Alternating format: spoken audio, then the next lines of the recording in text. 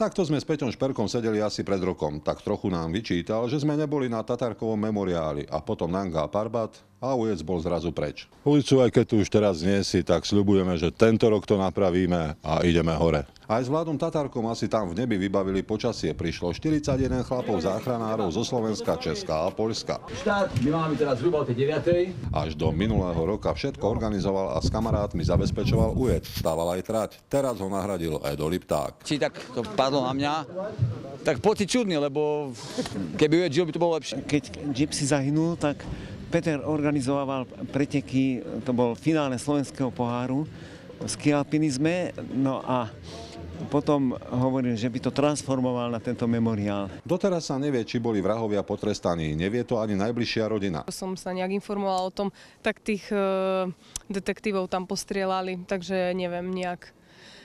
Ani keď ti mám pravdu povedať, už sa mi tak nechce hrabať, lebo to stále bolí, stále je to čerstvé. Dobre, môžete. Štart!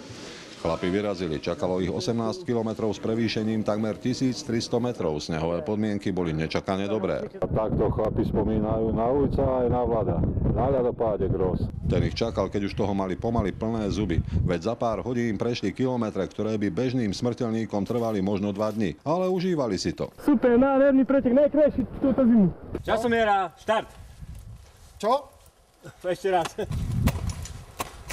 Chlapi bojovali, každý z nich si zaslúži maximálne uznanie, tak ako aj organizátori. Ako by ujec povedal, zdar nazdar, podarilo sa. Statier, Jožo Kubáni, televízia Joj.